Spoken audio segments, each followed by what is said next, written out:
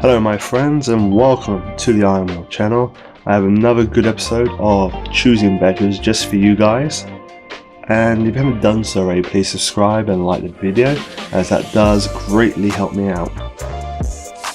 For our first story, literally a choosing beggar. An interesting interaction I had yesterday after work. Backstory, I currently live in a very large urban area, so obviously there is a fair share of homeless people. Growing up, I've learned not to give homeless people money because most of the time they'll just use it to buy cigarettes, alcohol. However, buying them food or amenities, I'm always willing to do. Walking back to my apartment after getting off the train, I decide to walk into Five Guys to get something to eat. I order my food and start eating. All of a sudden I look up and see a man talking to me. I take off my headphones and I can hear him say, "Can you help me, sir? I'm so hungry. Can I just have some money? I need to go and buy food." Just from looking at him, it seemed like he really did need it, but I had some bad interactions with beggars in the past, so I didn't want to give him cash. Instead I said to him, "I won't give you cash, but I will buy you a meal if you want." He looked at me for a second, repeats his line saying, "I promise, I just need the cash, and I will go and buy food right down the street." I replied, "Look, I'm willing to buy you a meal, but I'm not just going to give you money." Immediately his face turned into a scowl. He looked at me once more and mutters "arsehole" and walks to the table next to me trying to beg for money before an employee starts to escort him out. I really don't know what he expected, begging for money to buy food whilst in the restaurant, but when offered to have food bought for him, instead becomes mad I didn't just give him money instead. You see, this is where it makes it really difficult to give money to someone begging on the street, because I've actually had this situation myself when I've literally gone to somewhere quite early. I've parked up inside a multi-story car park, walked out, past the bench, no one there, clearly no one's been there, right? When I come back an hour later, by the time I come back it's about 8 o'clock in the morning, there's someone sleeping there all of a sudden with lots of stuff around, and it looks like he's been there the whole night. When in fact, the reality is, he's just got there. So that's the reason why I am very hesitant to give money, because unfortunately there are a lot of people who play this who are actually professional fakers, and also these people will actually not buy food, they'll buy other things like cigarettes, alcohol, even drugs. So it does make it really, really difficult to know when to actually give money out. Okay, we've got a babysitting post now. Available to babysit tomorrow, please? I think you still owe me from the last time. How much? $30 from before.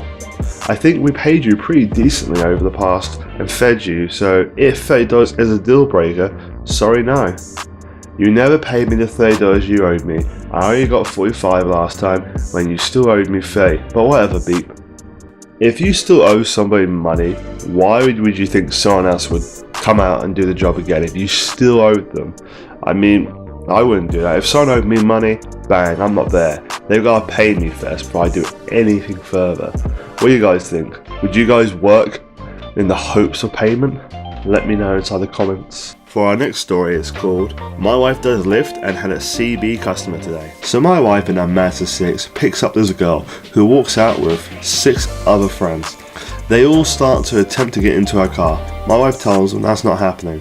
They order a lift for 4 people. You know, if you have a lot of people, then you need to order the correct ride that will accommodate.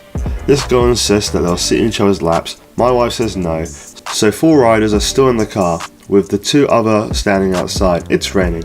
The girl finally agrees that the ride to be cancelled, and she just has to get another lift. She then asks her if it's okay if they can stay in my wife's car until the other Lyft driver gets there. Remember, her 2 friends are still waiting outside in the rain. My wife says no and kicks them out.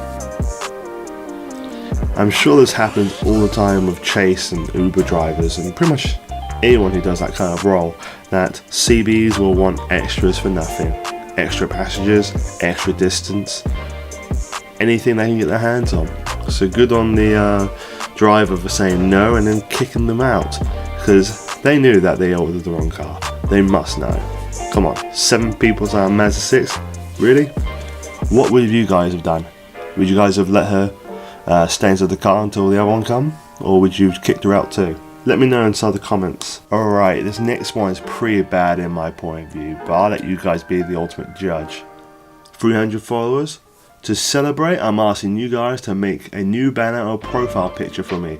To enter, all you gotta do is like, retweet, comment the banner, picture you made. Good luck, drawing/editing allowed. With this, it sounds like a competition with no prize. It's as if your prize is to do it for me. I mean, I'm so special. That's what it feels like with this person. I mean, congratulations on getting 300 followers, by the way, but come on. You've got to offer some sort of incentive. I mean, instead of just doing it out of the goodness of the heart, maybe like some exposure as that's going around, or even some sort of cash incentive. Anything, not just do it out of the kindness of your heart. Choosing beggars, God's sake. That's it for choosing beggars this time. But before we go, I just want to say thank you for everyone who's subscribed recently to the channel, and thank you for the growth in my views as well, and everyone liking my videos. That does mean a lot to me, and I do appreciate it. And you guys are definitely the best. Thanks.